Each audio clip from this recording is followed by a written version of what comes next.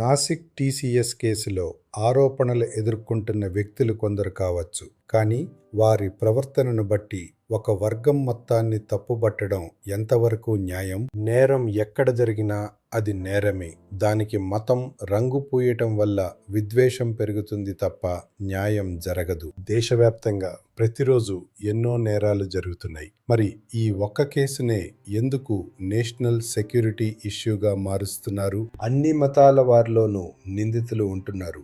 మనం చూడాల్సింది బాధితురాలికి జరిగిన అన్యాయాన్ని మాత్రమే. ఇన్వెస్టిగేషన్లో తెలిసింది ఏంటంటే, ఇది ఇద్దరు వ్యక్తుల మధ్య జరిగిన గొడవ లేదా వేధింపుల ఉంతం. దీనికి మత మార్పిడి లేదా లవ్ జిహాద్ అనే పేర్లు పెట్టడం వల్ల అసలు సిస్టంలో ఉన్న లోపాలు మరుగున పడిపోతున్నాయి. ఆఫీస్లో హెచ్ఆర్ వ్యవస్థ ఎందుకు ఫెయిల్ అయింది? నిందితులు అంత ధైర్యంగా ఎలా ప్రవర్తించగలిగారు? ఈ ప్రశ్నలకి సమాధానం వెతకాలి. మతం అనే ముసుగు వేయటం వల్ల ఈ మేనేజ్మెంట్ లోపాలు ఎవరికీ కనిపించడం లేదు. మాకు అందిన సమాచారం ప్రకారం బాధితురాలు ఆరోపిస్తున్న వ్యక్తి ఆమెకు పాత పరిచయస్తుడే. అక్కడ నమ్మక ద్రోహం జరిగింది. దాన్ని నేరంగానే చూడాలి. ప్రతి చిన్న విషయానికి మతాన్ని లాగటం వల్ల సమాజంలో దూరం పెరుగుతుంది. ప్రస్తుతం పోలీసులు విచారణ చేస్తున్నారు.